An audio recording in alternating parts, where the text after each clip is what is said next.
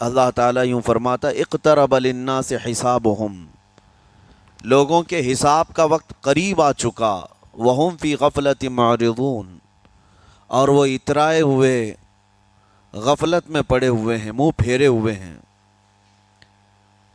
لوگوں کو اس بات کا اندازہ ہی نہیں کہ حساب کا دن کتنا سخت ہونے والا ہے۔ میرے عزیزو، جب نبی پاک صلی اللہ تعالیٰ علیہ وسلم نے یہ ارشاد فرمایا کہ میں اور قیامت ایسے ہیں جیسے دو انگلیاں قریب ہیں، 1400 سال پہلے رسول پاک صلی اللہ علیہ وسلم نے یہ فرمایا تھا کہ قیامت اتنی قریب ہے جتنا دو انگلیاں قریب ہیں۔ اور اب کے زمانے میں تو قیامت کے سلسلے میں جو حضور پاک صلی اللہ تعالیٰ علیہ وسلم نے نشانیاں بتائی تھی وہ تقریباً پوری ہو گئیں، بڑی نشانیوں کو چھوڑ کر۔ اور یہ بھی حدیث پاک میں ہے کہ اگلا زمانہ اتنی تیز گزرے گا کہ تمہیں اس کا اندازہ ہی نہیں ہوگا۔ زمانوں پر زمانے آتے چلے جائیں گے۔ یہ جو آخری وقت کی نشانیاں ہیں، میں صرف مختصر سا ایک پیغام دوں گا۔ شعبان کا مہینہ ہے، یہ رسول پاک صلی اللہ تعالیٰ علیہ وسلم کا مہینہ ہے، اور رمضان کے بعد سب سے زیادہ حضور پاک صلی اللہ تعالیٰ علیہ وسلم کو روزے کی حالت میں کسی مہینے میں دیکھا گیا تو شعبان کا مہینہ۔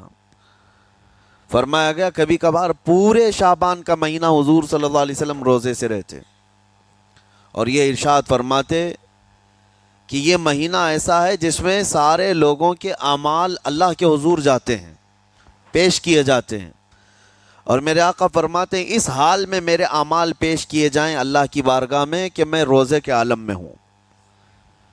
جب میرے اعمال پیش کیے جائیں اللہ کی بارگاہ میں تو میں روزے کی حالت میں ہوں۔ تو یہ شعبان کا مہینہ جو اب رمضان المبارک کے قریب کر رہا ہے، لیکن بعض بزرگوں نے یہ بھی فرمایا شعبان میں موتیں بھی کثرت سے ہوتی ہیں۔ لوگوں کا یہاں پر حساب کتاب 15ویں شعبان کو جو اب شب برات آنے والی ہے لکھ دیا جاتا ہے، سال بھر میں کیا کیا ہونے والا ہے، کتنے لوگ جانے والے ہیں۔ کئی لوگوں کی کتابیں بند کر دی جاتی ہیں۔ حدیث پاک میں یہ بھی ہے کہ فیصلہ اللہ تعالیٰ فرشتوں کے حوالے فرما رہا ہوگا، حالانکہ جب ہم ماں کے پیٹ میں تھے تبھی لکھ دیا گیا ہے کہ کتنی عمر ہے، لیکن فرشتوں کو جو ٹرانسفر کیا جاتا ہے سال میں ایک مرتبہ، اگلے سال ان کا کیا کیا ہونا ہے۔ اور حدیث میں ہے کسی کے متعلق فرشتوں کو یہ کہا جا رہا ہوگا کہ فلاں 1 مہینے بعد، 2 مہینے بعد، 1.5 مہینے کے بعد اس کی فلاں وجہ سے موت آئے گی، لیکن وہ بندہ شادی کی تیاری کر رہا ہوگا، وہ بندہ جس کی موت کا آرڈر جاری ہو چکا ہے، فرشتے لے چکے ہیں، وہ اپنے کاروبار کے اور اپنے گھر بار کے بنانے میں مصروف ہوگا، اسے اندازہ تک نہیں ہوگا کہ شعبان کے اس مہینے میں اس کی موت کا پروانہ نکل چکا ہے۔ اسی لیے میں عرض کر رہا ہوں قرآن کی آیت اقترب للناس حسابہم وہم فی غفلت معرضون، اللہ فرماتا ہے لوگوں کا حساب بہت قریب آ چکا جبکہ وہ غفلت میں پڑے ہوئے ہیں۔ اب جس زمانے میں آپ زندگی گزار رہے ہیں یہ اتنی تیزی سے آپ کے اوپر سے گزر جائے گا کہ آپ کو احساس تک نہ ہوگا، بلکہ ایک حدیث کا مفہوم یہ بھی ہے کہ جوان بوڑھے نظر آنے لگیں گے اور بچے جوان نظر آنے لگیں گے۔ وہ دور آئے آج، بچے تو ہمارے جوان ہو ہی چکے ہیں، جو 6 سال کے بچے ہیں، 5 سال کے بچے ہیں، جن کو حقیقت میں بچہ کہا جاتا تھا، اب کے زمانے میں وہ بچے ہی نہیں رہ گئے ہیں۔ 8 سال کے بچے وہ بچے ہی نہیں رہ گئے۔ ساری اسکولوں کے حالات ہمارے پاس آئے دن نئی نئی خبریں آتی ہیں۔ 3ری جماعت کا، 4تھی کلاس کا بچہ خطرناک قسم کے نشوں میں مبتلا ہے جو بڑے بڑے جوان بھی نہیں کیا کرتے تھے۔ تو بچہ کہاں رہا؟ حضور پاک صلی اللہ تعالیٰ علیہ وسلم نے فرمایا تھا بچے جوان لگیں گے اور جوان بوڑھے، اور جوانوں کی حالت یہ ہے کہ سارے مزے اپنے بچپن میں اتنے کر لیے کہ جوانی میں طاقت ہی ختم ہو گئی۔ 25 سال کی عمر میں ایسے لگتے ہیں جیسے کہ بوڑھاپا آ گیا، کمزوریاں آ گئیں۔ 30 سال پہلے کے دور میں 40 سال کو بھی جوانی کہا جاتا تھا، اب کے دور میں 40 سال تو بڑھاپا ہو گیا۔ 30 سال کی عمر کے بعد آج کے نوجوانوں کے جواب دینے لگ جاتے ہیں۔ اس کی وجہ یہ ہے کہ بچپن میں اپنے آپ کو برباد کر لیا، بچپن میں اپنے آپ کو ختم کر لیا، تو جو بچپنا تھا اس کو جوانی میں بتا دیا، اور جو جوانی ہے وہ بڑھاپے میں۔ اور جو بوڑھے اصل بوڑھے ہیں جن کو 60-70 سال کی عمر ملی ہوئی ہے، یہ اللہ تعالیٰ کی طرف سے ان کے لیے نعمت ہے۔ باقی قیامت کے قریب جو حالات ہیں وہ اس طرح کے ہیں۔ اور مزید میں آپ کو یہ بھی بتا دوں کہ زمانہ ترقی کرتے کرتے تمہیں ایسا سست اور کاہل بنا دے گا کہ تم کوئی کام کے لائق بھی نہیں رہ جائیں گے۔ بہت ساری چیزیں ہم سے رخصت ہو رہی ہیں، ہمیں اندازہ بھی نہیں۔ ابھی کل ہی میں ذکر کر رہا تھا، ابھی 10 سال پہلے 20 سال پہلے جو چیزیں ہمارے آنکھوں کے سامنے موجود تھی وہ اب غائب ہو چکی ہیں۔ خالی وقت اسے ملے تو نشہ بھی یاد آ جائے، خالی وقت اسے ملے تو عورتوں کی طرف میلان بھی بڑھ جاتا ہے، خالی وقت اسے ملے تو اس کو دولت لٹانے اور عیاشی کرنے کی فکر بھی سوار ہونے لگتی ہے۔ اپنے آپ کو وہ کسی چیز میں مصروف کر لے، اور سب سے بہترین مصروفیت کیا ہے؟ اللہ اور اس کے رسول کا ذکر پاک ہے۔ یہ سب سے بہترین مصروفیت ہے کہ تم نے اپنے آپ کو اس میں مصروف کر رکھا تو اللہ تعالیٰ دنیا کی تمام مصروفیتوں سے تمہیں آزاد کر دے گا، برائیوں سے آزاد کر دے گا۔ قرآن میں رب تعالیٰ فرماتا ہے وَقَالُوا حَسْبُنَا اللَّهُ وَنِعْمَ الْوَكِيلُ، جنہوں نے یہ کہا ہمارا رب ہمارے لیے کافی ہے، ہمارا اللہ ہمارے لیے کافی ہے، اور کیا ہی بہترین مددگار ہے، کیا ہی بہترین وکیل ہے جس نے یہ کہا۔ اللہ فرماتا ہے، اس کے فوراً بعد آیت آئی ہے فَانْقَلَبُوا بِنِعْمَةٍ مِّنَ اللَّهِ وَفَضْلٍ لَمْ يَمْسَسْهُمْ سُوءٌ، اللہ ان لوگوں کو اپنی خاص نعمتوں میں لے جائے گا، ایسی جگہ جہاں کوئی برائی انہیں چھو بھی نہ سکے گی۔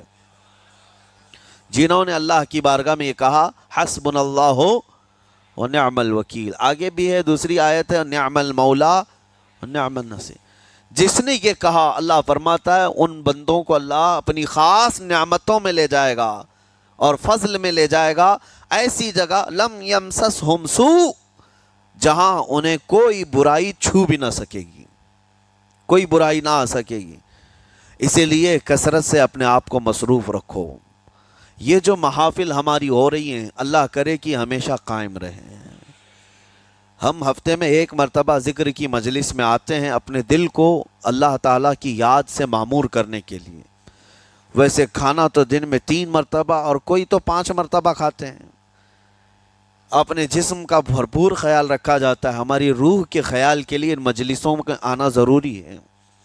یہ مجلسوں کی پابندیاں، اور اگر آپ اس کو ہی یہ سمجھ کر نہ چلیں کہ ہم نے ایک بار ہفتے میں ذکر کر لیا تو اب کافی ہے۔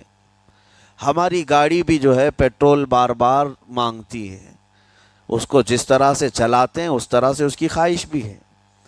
روزانہ گاڑی کو اگر کہیں کھڑی کر رکھیں تو زیادہ پیٹرول نہیں لگے گا، لیکن چلتی رہے تو بار بار پیٹرول کی ضرورت ہے۔ ہم میں سے ابھی کوئی ایسا نہیں ہے جو بستر پر پڑا ہوا ہے، ہر کوئی چل رہا ہے، پھر رہا ہے، دنیا میں مصروف ہے۔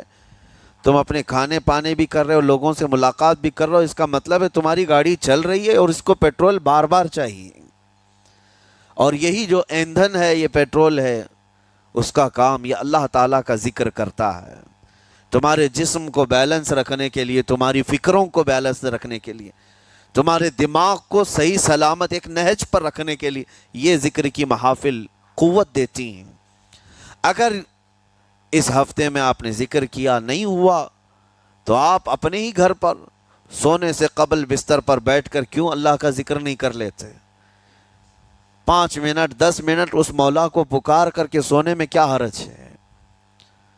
لوگ موبائل دیکھتے، گانے سنتے، فلمیں دیکھتے ہوئے سو جاتے ہیں، لیکن اللہ رب العزت کو یاد کر کے سونے والا، میرے عزیزو، قرآن میں مولا فرماتا ہے فَاذْكُرُونِي اذکرکم، اس کا وعدہ ہے تم مجھے یاد کرو میں تمہیں یاد کروں گا۔ اور اس کی تفسیر میں اللہ تعالیٰ کے اس قول میں، اس فرمان کی تفسیر میں بزرگوں نے فرمایا اللہ کیسے یاد کرتا ہے بندے کو، اللہ بندے کو کیسے یاد کرتا ہے؟ جب تم اس کی یاد میں مصروف رہے، اپنے آپ کو بزی کر رکھا، اللہ تمہیں کیسی جگہ یاد کرتا ہے؟ فرماتے ہیں مفسرین کہ بندہ تو لوگوں میں اللہ کو یاد کیا، اور اللہ بندے کو فرشتوں میں یاد کرتا ہے۔ فرشتوں کے درمیان تمہارا ذکر ہونے لگتا ہے کہ فلاں کا بیٹا فلاں آج میرا ذکر کر رہا تھا، آج محفل ذکر سے جتنے نکلیں گے اللہ کریم ہمارا ذکر فرشتوں میں ضرور فرمائے گا، فرشتوں میں ضرور ذکر ہوگا کہ فلاں بندہ آج ذکر میں مشغول تھا۔ اور پھر یہ بھی فرمایا بزرگوں نے، مفسرین نے، کہ اللہ تعالیٰ وہاں یاد کرتا ہے جہاں فرشتے ہوں، فرشتوں کی محفل میں تمہارا ذکر۔ اور اس کے علاوہ یہ بھی فرمایا گیا کہ تم دنیا میں زندگی میں اسے یاد کرتے تھے، اور وہ تمہیں مرنے کے بعد قبر میں یاد کرے گا۔ جب دنیا تمہیں چھوڑ دیتی ہے تب اللہ تعالیٰ تمہیں یاد فرماتا ہے۔ فَاذْكُرُونِي أَذْكُرْكُمْ کا مطلب یہ ہے وہ تمہیں یاد فرمائے گا، لیکن اس کے لیے کثرت سے تم اللہ کو یاد کرو، اللہ کو یاد کرو۔ تو بہرحال میرے عزیزو، قیامت کی نشانیاں جو ہم نے آج مختصر آپ کے سامنے رکھی، وہ بہت تیزی سے تمہارے سروں پر آ رہی ہیں، اور تمہارے ہاتھوں سے بہت سارے کام اب چھن جائیں گے۔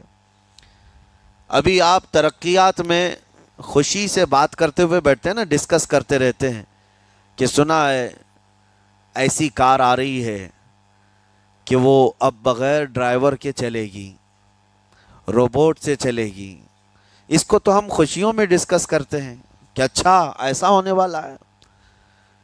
پہلے ایسا تھا کہ موبائل آپ بٹن کے دباتے تھے، کسی نے اگر خبر کر دیا کہ نہیں بعد میں صرف ٹچ کرنے سے آتا ہے تو آپ کہتے اچھا ایسا بھی آنے والا ہے۔ لیکن آپ کوئی کہے تو آپ کو کوئی تعجب نہیں، ٹچ اسکرین، کوئی تعجب کی بات نہیں، بنا ڈرائیور کے گاڑیاں آ جائیں گی۔ اس طرح ہوتے ہوتے نظام زندگی اس قدر بدل جائے گا، اس قدر بدل جائے گا۔ آج میری یہ بات نوٹ کر کے رکھ لیں، زندگی باقی رہی تو 10 سال بعد انشاءاللہ ہم ملاقات کریں گے، اگر اللہ نے زندگی باقی رکھی، اور اس کے بعد پھر ہماری یہ باتیں میچ کر کے دیکھیں کہ کیا کیا ہوا ہے اور کیا کیا دنیا بدل چکی۔ اسی لیے میں کوئی بھوشمانی نہیں کر رہا ہوں، اور نہ ہی کوئی جوتش بابا ہوں طوطا لے کر جو بیٹھتا ہے، یا تمہارے ہاتھوں کی لکیریں دیکھ کر کے کوئی فیوچر بولنے والا نہیں۔ مصطفیٰ کریم صلی اللہ تعالیٰ علیہ وسلم کی احادیث سے جو قیامت کے قریب ہونے والے رونما ہونے والے واقعات ہیں، میں ترجمانی کر رہا ہوں حضور کی حدیثوں کی، اس لیے کہ ہمیں پتہ ہے دنیا کے سارے سائنسدان جھوٹ بول سکتے ہیں، مدینے والے کی بات جھوٹ نہیں۔ میرے آقا صلی اللہ تعالیٰ علیہ وسلم کا فرمان جھوٹا نہیں ہو سکتا۔ اس لیے اگلا دور جو آ رہا ہے وہ بڑا سخت ترین ہے۔ اب آپ دیکھیں، محنت سے عاجز، ہر چیز سے محنت سے تمہیں نکال لینا ہے۔ میں نے تو لکھنے پڑھنے کی ایک مثال دی کہ تمہارے ہاتھوں سے قلم چلا جائے گا، تمہارے پاس سے کتابیں جو پرنٹ ہوتی تھی یہ بھی چلی جائیں گی، بس تم موبائل میں آڈیو کتابیں سنتے رہو۔ اور دور تو ایسا ہوگا کہ کچھ لکھنا بھی ہے، وہ بھی ابھی آ ہی چکا ہے، وائس کمانڈ جو ہوتا ہے اس کو بولو وہ لکھ کر کے دے دے گا۔ تم اس میں موبائل میں جو بولو گے وہ ٹائپ بھی ہو جائے گا۔ تو جب آپ کے بولنے سے سب لکھ بھی جاتا ہے تو قلم اٹھانے کی ضرورت کیا ہے؟ قلم چھوٹ گیا تمہارے ہاتھ سے، یہ سب چیزیں چھوٹ جائیں گی۔ آگے اب دور کے متعلق پیشین گوئیاں بعض سائنسدانوں نے یہ بھی کی ہیں کہ بچے پیدا کرنے کے لیے شادی ہونا بھی ضروری نہیں۔ یہ دنیا کا پلان ہے، یہ میں فطرت خداوندی کو نہیں بتا رہا، اللہ کے قانون کے خلاف ہے، لیکن دنیا یہ بھی چاہتی ہے کہ شادی کی بھی ضرورت نہیں، بچے ہم لیب میں پیدا کریں گے، لیبارٹری کے اندر ماں کی جیسے رحم دانی ہوتی ہے، بچہ دانی، آرٹیفیشیل اس کو تیار کر کے اس کے اندر کسی مرد کے نطفے کو رکھ کر اس کو وہیں پروان دیا جائے گا. نہ کسی یہ شادی کی ضرورت ہے، نہ کوئی عقد، نہ کوئی ایگریمنٹ، کچھ نہیں. جس کو بچہ چاہیے وہ لیب سے خرید لے. ہر طرح کی چیزوں سے تمہیں عاری کر دیا جائے. ابھی تو بہت سارے لوگ سوال بھی کرتے ہیں ہم سے ٹیسٹ ٹیوب بیبی کے متعلق. جس کو بچے نہیں ہو رہے ہیں، کیا وہ اس طرح سے ٹیسٹ ٹیوب بیبی سے، جو آج ایک طریقہ کار ہے، بچے پیدا کر سکتے ہیں یا نہیں؟ اس کے کئی طریقے ہیں سائنس میں، کہ اسی مرد کا نطفہ اسی کی عورت میں رکھ کر کے اس کو پروان دیا جائے، اور بعض دوسرے طریقے کہ کسی دوسرے کا لا کر اس کی عورت میں رکھ دیا جائے. یہ تو سراسر حرام ہے، زنا ہے. لیکن ائمہ اکرام، فقہاء اکرام نے حلال رشتے کے اندر ہی مرد اور عورت جو شادی شدہ ہیں ان کو بھی اس طریقے سے بچہ حاصل کرنے کی اجازت نہیں تھی. وہ ناجائز ہے، ناجائز ہے. بچے دینا یہ اللہ کی شان ہے.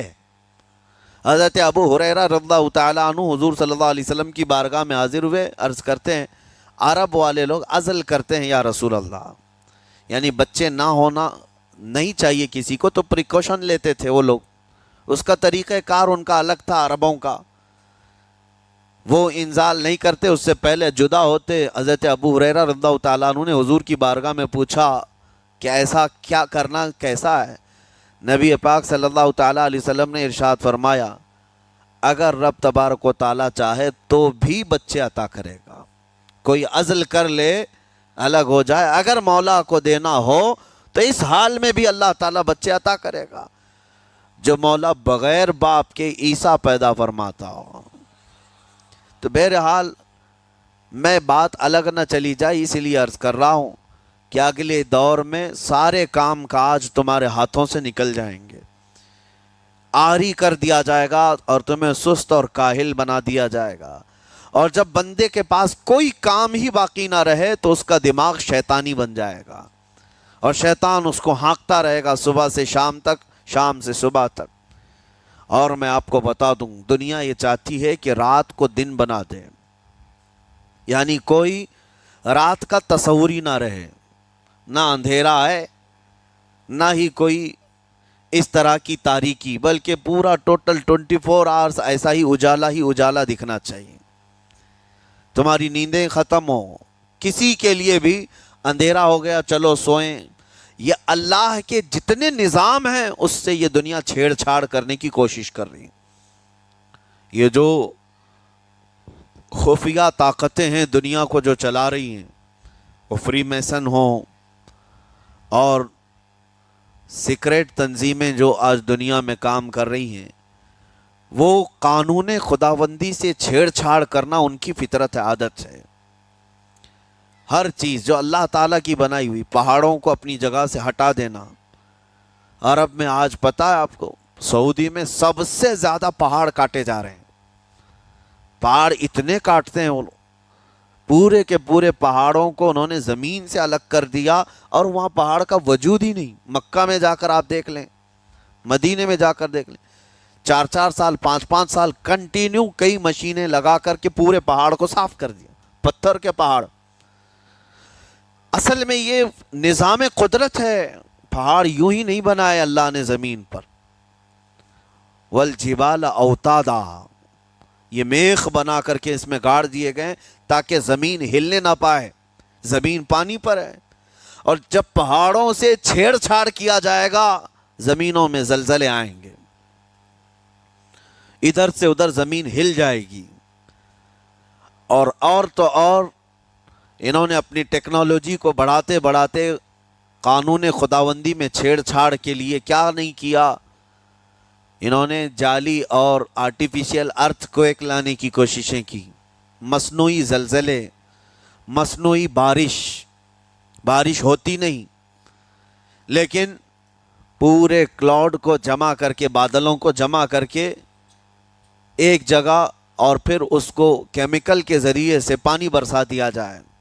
لوگوں کو لگتا ہے کہ ابر چھا گیا اور پانی آنے لگ گیا، یعنی بارش بھی مصنوعی برسائی جائے، ہوائیں بھی مصنوعی چلائی جائیں، پہاڑ بھی کاٹ دیے جائیں، جعلی زلزلے لائے جائیں، سونامی کو بھی لانے کی ترکیبیں ان لوگوں نے سوچی کہ زیر زمین جو لاوا ہوتا ہے اس کے اندر دھماکہ کر دیا جائے تاکہ پانی کی موجیں بے قابو ہو کر بہت زیادہ لہریں اٹھ جائیں اور دنیا میں تباہی مچائیں۔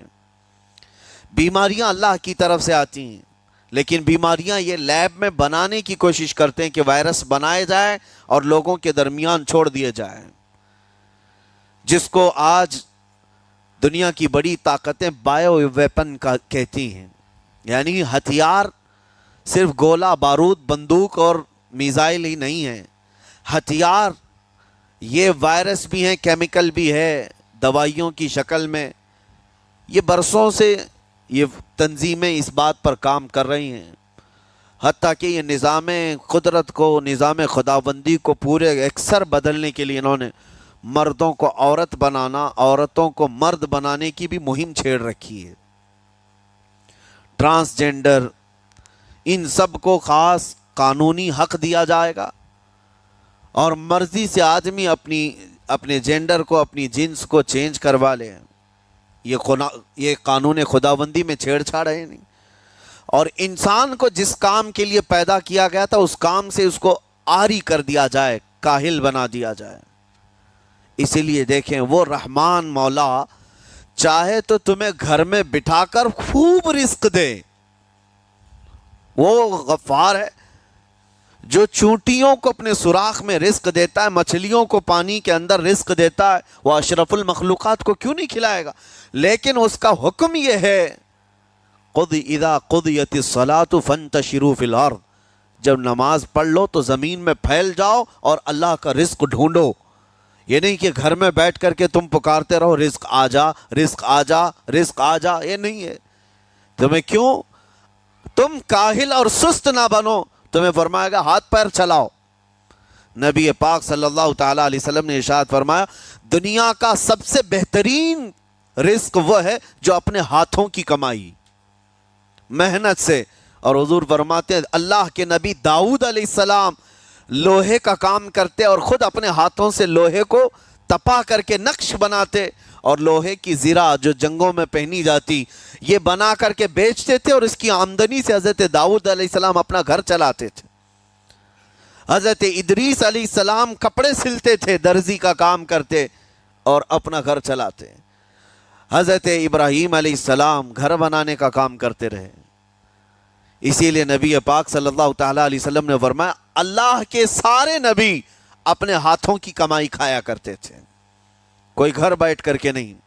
جو لوگوں کو آج یہ شوق ہے کہ بس کسی کو جائیداد میں کچھ پراپرٹی ملی تو کرائے پر چڑھا دو اور کرایہ کھاتے رہو، کیوں محنت کرنا ہے؟ کوئی کام کیوں کرنا ہے؟ میں یہ نہیں کہتا کہ کرایہ مت کھاؤ، کھاؤ کرایہ، لیکن اپنے جسم کو ایسا کاہل اور سست بناؤ گے تو یہ شیطان کی آماجگاہ بن جائے گا دماغ، اور اتنے گناہ کرنے لگ جاؤ گے کہ تمہارے کنٹرول میں نہیں رہے گا۔ تم اس کو جتنا خالی اور سست چھوڑو گے، یا آلریڈی جو سائنسدانوں نے چوہوں پر ایکسپیریمنٹ کر کے جو دیکھا، اکثر ایسا ہوتا ہے کہ چوہوں پر جو تجربہ کیا جاتا ہے انسان کے فطرت سے بہت زیادہ میل کھاتا ہے چوہوں کی طبیعت۔ اسی لیے آپریشن تھیٹر میں بھی سکھانے کے لیے چوہے اور مینڈک کا استعمال ہوتا ہے۔ دوائیاں بھی جو سب سے پہلے بنتی ہیں وہ چوہوں کو کھلا کر دیکھی جاتی ہیں۔ انسان کی طبیعت زیادہ اس سے میل کھاتی ہے، تو جو چوہوں کو ساری سہولیات دے دی گئی تھی تو وہ آپس میں شہوت میں مبتلا ہو گئے اور ایک دوسرے کا قتل کرنے لگے۔ یہی حال انسانوں کا بھی ہوگا، جب ان کو ساری سہولیات ایک جگہ مل جائیں گی تو یہ ایک دوسرے کا قتل شروع کر دیں گے، یہ کثرت سے گناہ کرنے لگیں گے اور ایک دوسرے کا قتل کریں گے۔ اسی لیے آپ کو میں جو بات کہہ رہا تھا وہ ادھوری رہ گئی۔ وہ رب تبارک و تعالی چاہے تو گھر بیٹھا کر تمہیں کھلائے، لیکن آپ مجھے یہ بتاؤ، یہ جو مسجد میں بلاتا ہے تمہیں رب تعالی 5 وقت، فجر میں، ظہر میں، عصر میں، مغرب میں، عشاء میں، اور ہر ایک میں تمہیں اپنی پیشانی زمین پر رکھنی ہے۔ ہاں، ایک مخصوص طریقہ ہے، کیوں؟ اللہ کریم کیا تمہارے ان اعمال کا محتاج ہے؟ محتاج ہے رب تعالیٰ کہ تم جتنے سجدے کرو گے اس کا پاور بڑھے گا، اس کی طاقت بڑھے گی، تمہاری عبادتوں سے اس کے خزانے بڑھیں گے؟ کچھ نہیں ہونا ہے، وہ بے نیاز ہے، اللہ الصمد، وہ بے نیاز ہے۔ لیکن تمہیں یہ جو پریکٹس کرائی جاتی ہے وہ اسی لیے کہ تم سست اور کاہل نہ بنو۔ کسی گاڑی کو زیادہ دن گیریج میں رکھ دیا جائے، چاہے وہ نئی کیوں نہ ہو، زنگ لگ جاتا ہے اور اس کے بعد پھر اس کے اندر خرابیاں شروع ہو جاتی ہیں۔ انسان اپنے آپ کو اسی طرح کاہل رکھ دے، سست رکھ دے، تو پھر اس کے اندر بھی عجب عجب قسم کی بیماریاں، وہ گناہوں کی بیماریاں بھی شروع ہوتی ہیں اور جسمانی بیماریاں بھی شروع ہوتی ہیں۔ اسی لیے تمہیں 5 وقت یہ پریکٹس بھی کرائی جاتی ہے کہ نمازیں پڑھتے رہو، اپنے آپ کو بزی رکھو، تم بار بار پیشانی زمین پر جھکاؤ اور اٹھاؤ، جھکاؤ اٹھاؤ۔ یہ پریکٹس اسی لیے کرائی جاتی ہے کہ تمہارا جسم سست اور کاہل نہ رہے۔ اللہ کریم بندوں کے تمام مصالح اور ان تمام حاجتوں کو بہتر جانتا ہے کہ بندہ کس میں بہتر ترقی کر سکتا ہے۔ اسی لیے میرے عزیزو، اپنے آپ کو خالی مت چھوڑو، اپنے آپ کو خالی مت چھوڑو۔ اور وقت ہمارے پاس اتنا کم ہے کہ حساب دینے کے وقت ہمیں سب کو پتہ چل جائے گا قیامت کے دن۔ یہ بھی روایت میں ملتا ہے کہ بندہ یہ یاد کرے گا کہ میرے پاس اتنا وقت تھا، کاش میں کچھ نہ کرتا، تسبیح لے کر بیٹھا ہوتا، کاش میں کچھ نہ کرتا، دعائیں ہی کر رہا ہوتا، تو اللہ تبارک و تعالیٰ اس کا بدلہ مجھے قیامت میں عطا کرتا۔ لیکن جنہوں نے اپنے اوقات کو یہاں پر خالی گنوا دیے، فضول میں برباد کیے، وہ بہت پچھتاوے میں ہوں گے، بہت پچھتاوے میں ہوں گے۔ جتنا وقت اپنے پاس باقی ہے اس کو مصروف کر دو، اس کو مصروف کر دو۔ اللہ کریم ہم سب کو گزرے ہوئے تمام برائیوں کے کفارہ ادا کرنے کی توفیق عطا فرمائے۔ رب تبارک و تعالی ہمیں سستی اور کاہلی سے محفوظ فرمائے۔